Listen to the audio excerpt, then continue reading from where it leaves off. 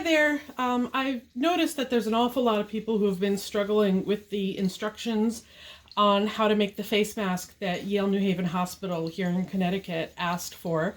So I thought I'd make a little video to just help people out with some of my tips and tricks. This is not my pattern. I take no credit for this pattern. I'm just showing people a video of me putting this together, and I will put a link for Yale New Haven's pattern even with this video down below this video, so due credit is given where it belongs. So the instructions here are the same no matter which size of pattern you're making. Right now I'm doing the teenage and women pattern, so I have the main fabric. This is the pattern for the mask with seam allowance. You'll see there's an option for with and without seam allowance. Pick the one with, and then I have part of that also is the pattern for the lining. I've gone ahead just to save time and cut my fabric. So I have two pieces here of fabric of my main fabric. This is going to be the part of the mask that's visible when someone's wearing it. And then I have two pieces of the lining that has been cut. For demonstration purposes, since my fabric is identical on both sides, I'm actually going to just put an X on the wrong side of the fabric so you can see when I'm using the wrong side and when I'm using the right side. So now I'm going to take my fabric, my two pieces of lining, I'm going to put them together, match them up with the right sides facing. So the X side, the wrong side, is facing out. And take a couple of pins, and you're going to be sewing along this curved side first. So you can put a couple of pins in there. Now I've been sewing for a long time. I'll be honest, I'm lazy and I don't always use pins when I probably should. So I'll put a couple pins in here for demonstration purposes, but you don't have to do that. Now here, if my lovely husband cameraman will just show, I'm working at 0 width. I'm working at a length 2.5 is the stitch length I choose. You could probably even get away with a 3 or a 2 if you wanted to, but I like 2.5 or 3 is what's working for me. And then otherwise it's just a straight stitch. So here on the machine, this grooved line on my regular foot will measure 1/4 inch of seam.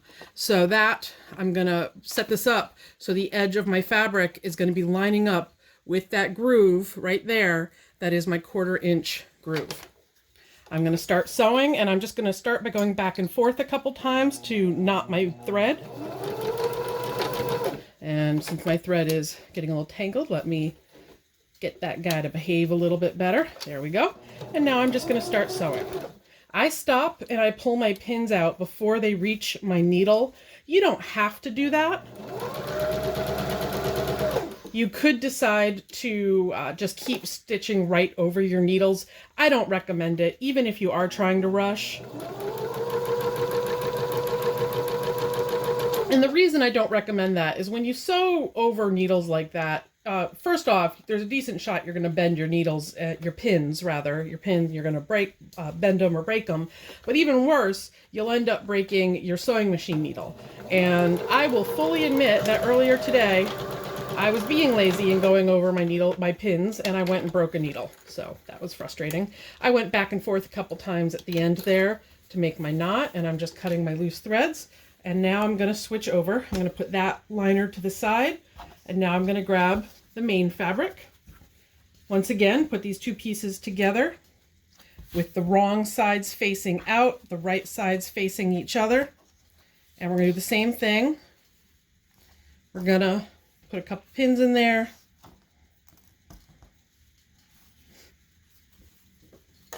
And then sew it with a 1/4 inch seam.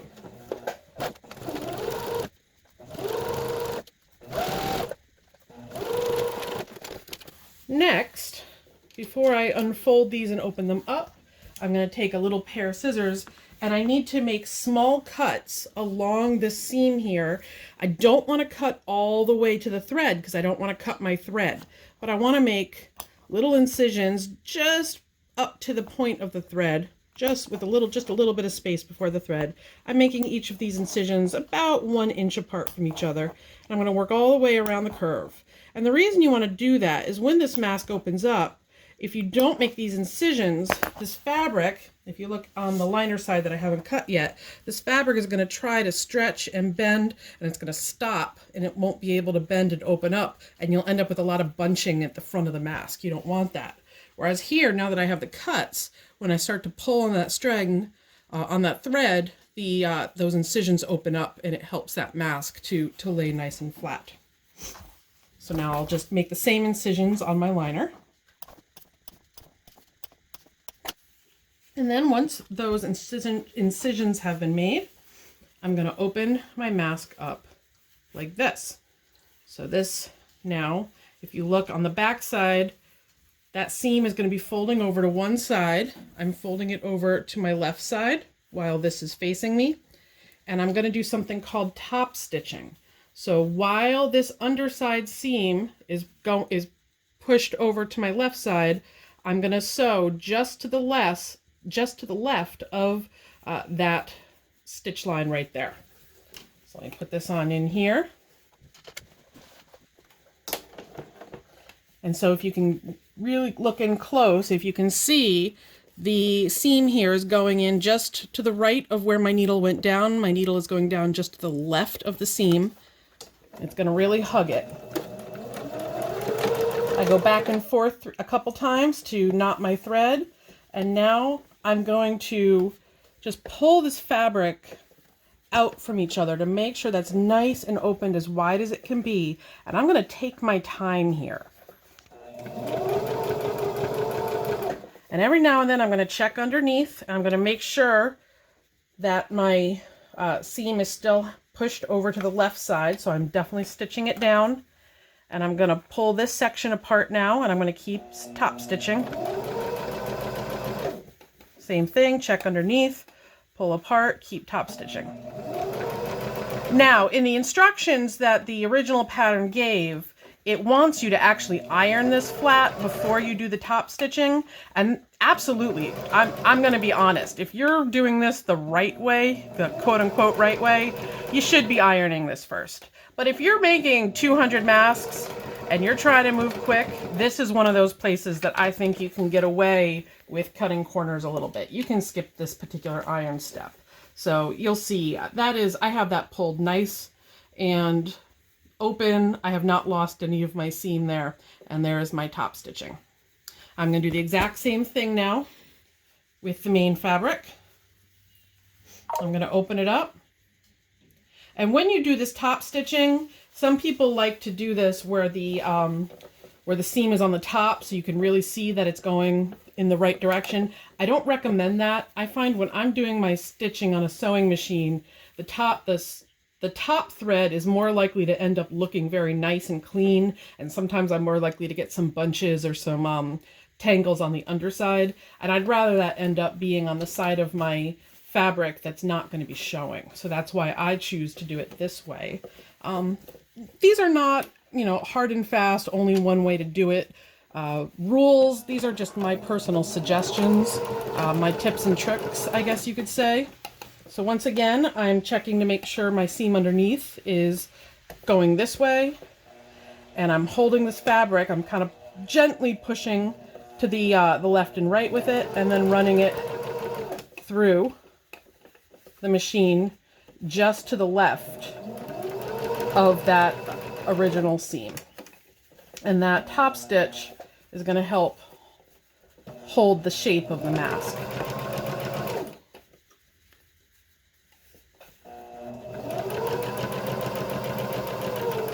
When I get to the end, I go back and forth a couple times to knot it, and then that part is done.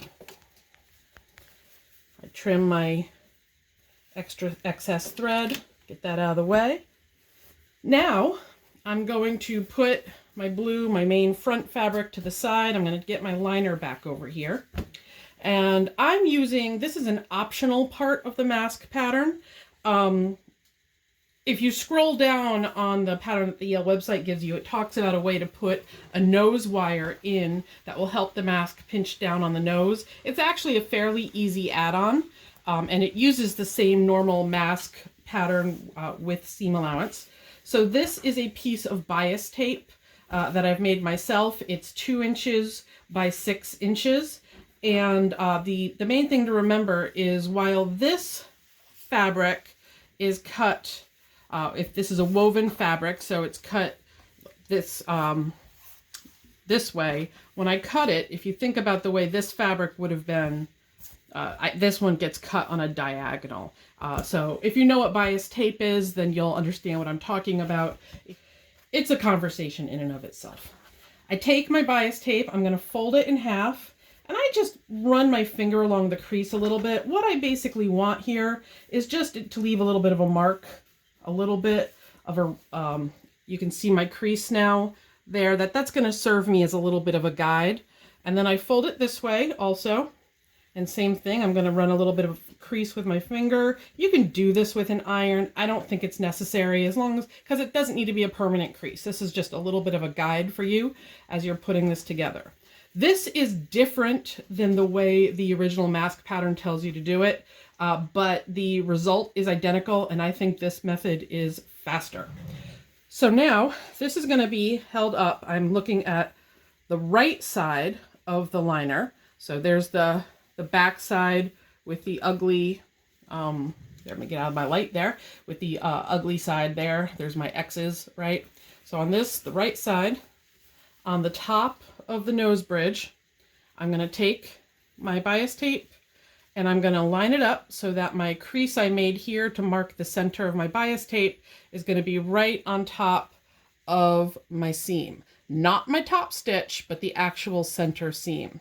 And I'm going to bring that up to the top, and I'm going to put a pin there to hold it in place. And when I put in the pin, don't pin up here, pin underneath that lengthwise crease you made, because that's where the actual stitching is going to go. Now, I guide this along so that the edge of my tape matches the edge of the liner. And about every inch or so, I'm going to put another pin. Again, putting the pin underneath my lengthwise crease. Anytime I get to a point where my curve changes direction, I definitely want to pin, even if it's not a full inch. That's going to help me guide that bias tape around the curve. And then I'm going to bring this up and kind of stretch it into shape a little bit and put my final pin in right there. Now, as I got to the very end here, I'm actually going to fold this in a 1/4 inch. So that's about a 1/4 inch right there. So I'm going to take this pin, actually, I'm going to put it back in, holding that 1/4 inch over. This, like I said, I'm skipping steps here. If you want to use an iron to slow yourself down, you could use an iron to press that 1/4 inch in before you pin this down. You could even take the time to stitch this down before you pin this down if you wanted to. But like I said, since I'm trying to make so many masks as quickly as I can here, I'm cutting corners in a way that I wouldn't normally cut corners, just in the interest of getting these masks finished. You do want to take the time to make sure your edges here are matched up along the top as much as possible.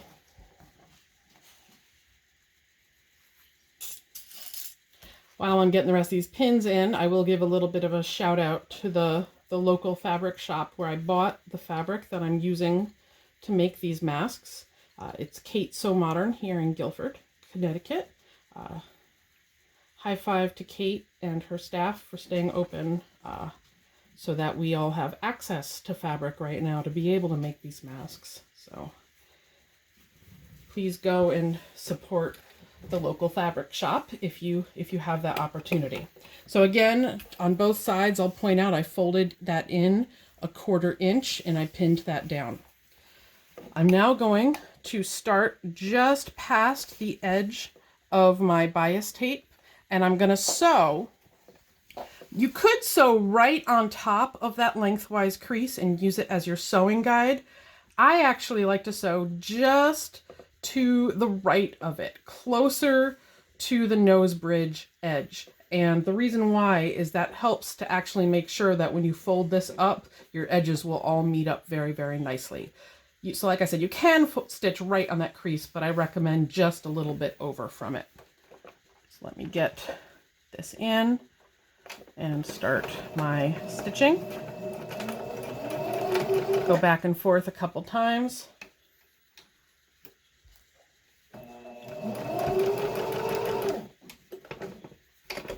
Sometimes I have to lift that foot to get my pins out. And just do your best as you're guiding along here, because the mask is going to want to curve on you. You know, do your best to just go slow on this part and guide the fabric, because you want it lying flat as it goes underneath the foot.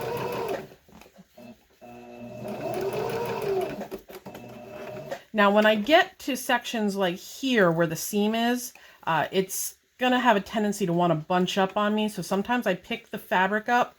I make sure my sewing needle is down in the fabric so I don't lose my place, and then I lift the foot and I just make sure everything's still lying nice and flat. And sometimes it might want to get caught a little bit where I'm going over a big seam of fabric already. So I'm going to have my hand back behind here, and I'm going to be gently tugging on my fabric to help guide it through and make sure it doesn't get bunched up. And now as I get to the end, remember I had that 1/4 inch folded over. I don't want to lose that. So I'm going to keep my fingers on each side holding that flat as I put it through that last little stretch. And then I go back and forth a couple times to knot it. Once that's stitched, I'm going to fold that up like this. So you'll see now it's folded up like this. And I'm going to take the two halves and I'm going to pinch them together, and I'm going to separate them out from the top of the mask. So let me make sure you see exactly what I'm doing here. So I have the two folds. There's my kind of V of my folds of my bias tape caught down by my thread. And then here is the mask that I'm sort of folding up both sides this way. So they're just kind of pulling opposite from each other. And while I have this bias tape folded up like this, I'm going to sew it together this way on each of the short ends. But none of that stitching is going to be touching my actual liner. And I'm going to do this really only about 1/8 of an inch or so from the edge.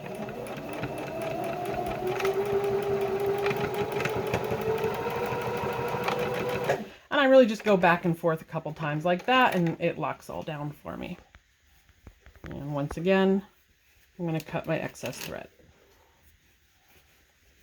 I'll do the same thing on the other side. There's my two sides, the 1/4 inch folded in. I'm going to pinch it all together, and I'm going to stitch right along there. And there I am, just going back and forth a couple times to make sure that thread is locked down, and cut my excess. Now it's time for me to put the liner of my mask together with the main fabric. So now this piece here that I have, I'm going to fold it up, and it's going to line up with the top of my mask. I have found when I'm doing this, the top of the liner of my nose bridge piece here ends up being a little bit shorter than the very top of the nose bridge. So I've been actually clipping the nose bridge down just to make those even. It helps me to see my stitching and check my seam lines when I'm going. And that way I don't make any mistakes there and miss any spots that should be getting sewed together. I have the right side of my liner facing up here. And now I have the right side of my main fabric facing down. And I'm going to put them together so that their right sides are facing together. And I'm going to start at the center here.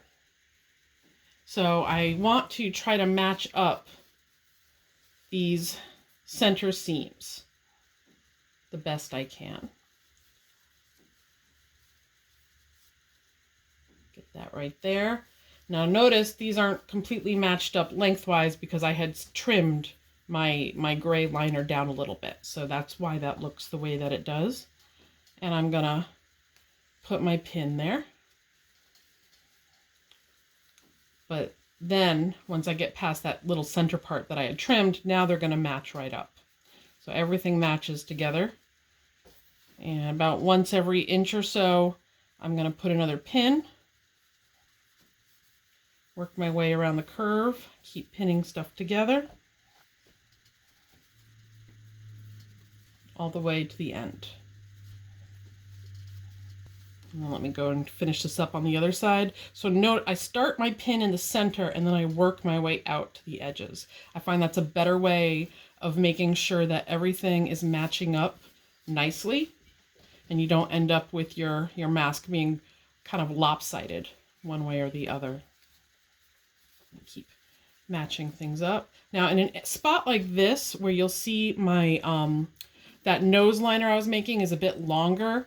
So what I'm doing is I'm matching up the curve of my liner with the curve of the main fabric, and I'm just allowing that excess bias tape to stick up the top. I'm gonna pretend it's not there, that excess bias tape. And then once those are all in there, I'm going to run this through the machine again with a 1/4 inch seam.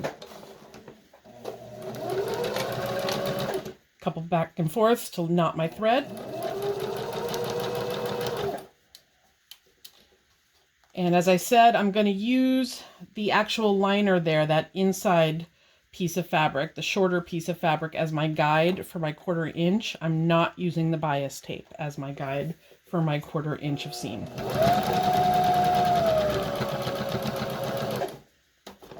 I snuck over a pin there by accident. When I get to this point, especially because I've put that bias tape in there, this center is not going to want to go through my machine easily. I have got to be ready to, I'm going to push very slowly on my foot pedal, and I'm going to be pulling on this fabric so that it's very controlled as I'm moving it through the machine at this point.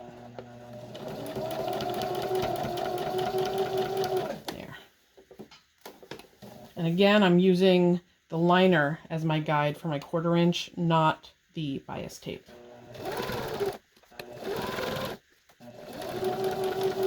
And back and forth a couple times to knot it.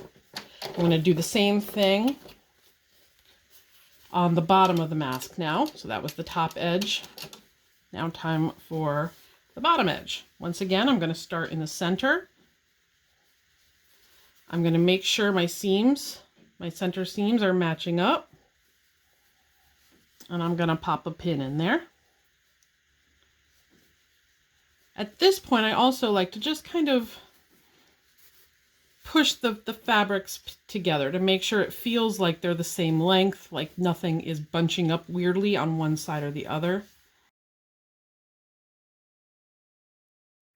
Same thing here. I like to kind of lay it flat and push it out a little bit, and that way I just make sure that everything is matching up lengthwise and there's not going to be any nasty surprises later.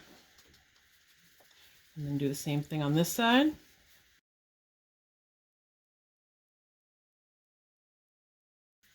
And back into the machine for a 1/4 inch seam, same as before. Now this time you'll notice I put my pins more out this way, which is why I feel a little bit safer going without pausing to pull every single one out one at a time. But once again, when I get to this center pin, I really want to be careful.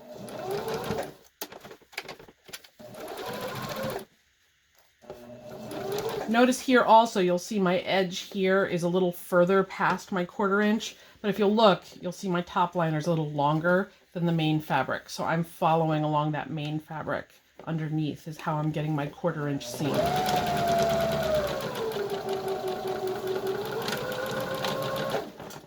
And that's the bottom. Now at this point, this is another variation from the original pattern that I do.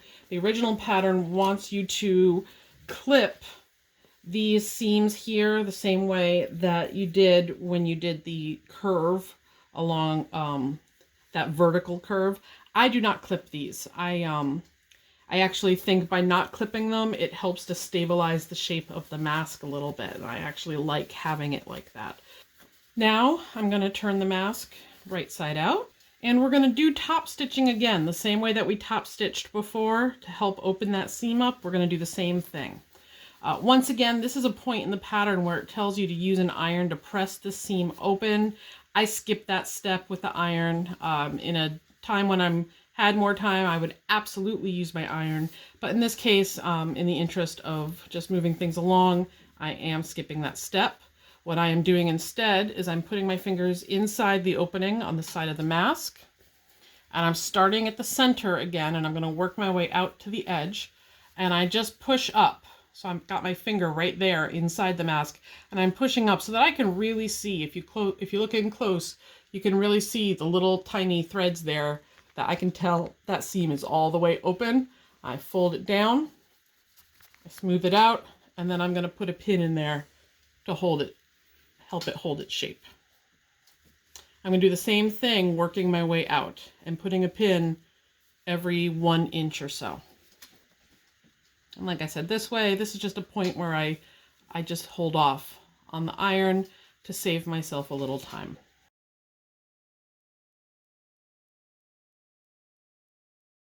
And when I get to the end, because the main fabric is longer than the liner, I am going to also make sure I want that last pin to be as close to the edge as possible, because otherwise it's really easy for the fabric to get bunched up right there. So that's a spot you want to be real careful. Oh my, you can hear my beagle snoring in the background, can't you? The sound of the sewing machine puts her to sleep. And then finally, this part where my main fabric has a bit of the fabric folding in, I'm going to put a pin there also, very carefully, to help it hold its shape. Right like that. And I'm going to repeat on the other side. Here I've gone ahead and done the other side, and now I'm going to pop this in, and I'm going to do the same top stitching. Now in this case, I usually do like the top stitching to be facing right side up, but here, because of what I'm working with this nose wire bridge, it's just easier for control for me to have the liner side facing up here. Once again, I'm doing a 1/4 inch seam, and I'm starting, notice, out on my blue fabric, on my main fabric, because I'm actually using this as an opportunity to stitch down some of that seam up there. I'm going to go back and forth a couple times, and then I'm just going to do my top stitching. Now here, this is a part where I'm going to be very careful. I'm not going to rush.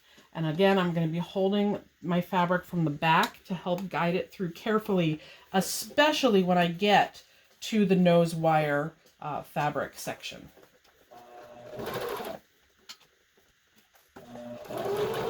Now right here, it is going to want to bunch up for you. Sometimes this fabric might even get hooked on your foot.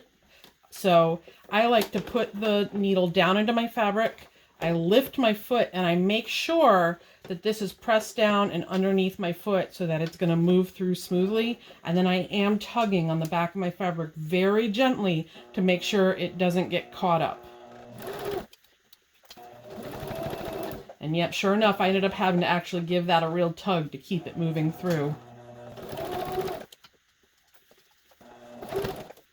Now when I get to the center of the mask right here, I'm going to lift my foot again, making sure my needle is down, and I'm going to make sure my mask is straight so that that point is going to be going straight across the top of the mask. And again, it didn't want to go through, so I ended up having to really tug there to keep that thing moving.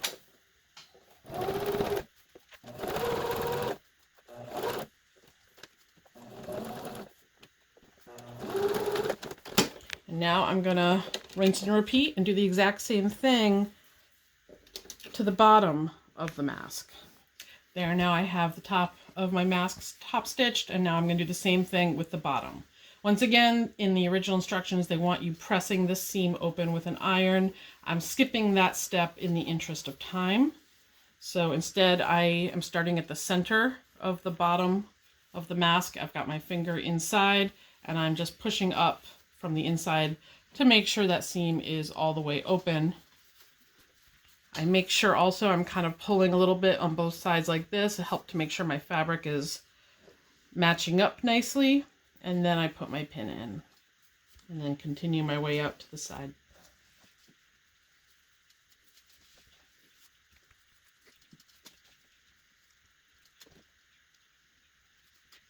Then I go back to the middle and I do the same thing out to this end.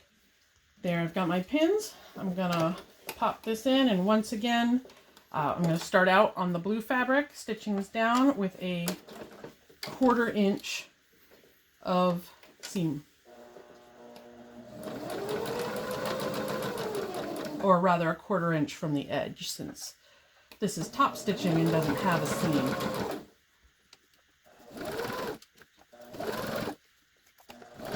Once again, when I get to the middle, I like to kind of make sure my needle's down in the fabric so I'm not accidentally stretching stuff out and losing my place. But I want to make sure that that center is really nice and pulled straight so that there's no weird fabric bunching going on in the center. And here I go again.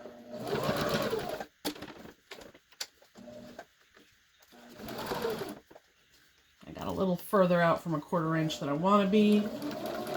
Guiding it back to where I want it. But that's okay. If it's not super 1/4 inch perfect, I think the mask will still work just fine.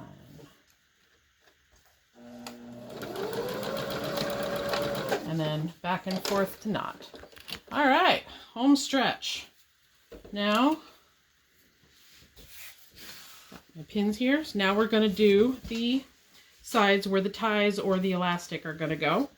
So, as you probably have noticed by now, your main fabric is longer than your liner fabric. So with this main fabric, I'm going to fold it in a 1/4 inch. So if you need your ruler, obviously use a ruler to check that 1/4 inch. So you fold in a 1/4 inch. And then, again, this is a place where you could use an iron to press it to help you hold your place. You could put a pin here. If you feel uncertain about it, you could take a pin like this and just make sure you're holding that 1/4 inch of fabric in place. Put the pin on the right side of your mask, because then it's going to fold in again, and the crease of your fold is going to be right at the edge of the liner. This was one point where I have to admit the original mask instructions, I had to reread it a couple times to figure out exactly where they wanted that going. So you can see there's my crease right there where the edge of the liner is. So that's going to fold all the way in like that. And then I'm just going to redo my pin. So it's now going through everything. Obviously you could put, sometimes it's better, you'd like to put multiple pins to hold your place. Just depends on, again, how quick you're trying to move here. And I'm going to run my stitch. I'll get something to point here with. My stitch is going to go just on the inside of this edge here. So kind of along a line following where this pin here is pointing. I don't really want to be a whole 1/4 of an inch from the edge. I'm going closer to 1/8 of an inch here. Now, when I go back and forth to knot, I'm really going to be coming right up to the edge here. And it's even okay if I just go off the edge and then come back again. That will be okay. So watch me come forward a couple stitches. I'm going to go back a couple stitches. I'm going to do this real slow. So notice how I came down right at that very edge. And then back again. Pull my pin. Make sure that fabric's staying folded under the way it's supposed to. And when I get to the end here, I'm going to go back and forth a couple times. And then I'm actually going to run it all the way off the fabric. Just like that. And it's okay to do it that way. Just make sure you knot it before you run it off the fabric. And then I'm going to do the same thing on this side. Fold in a 1/4 inch. Put a pin there to hold it, make sure I'm happy with it, and then I'm going to fold it in again. And then get my pin redone to go through all the layers of fabric. Put it right here.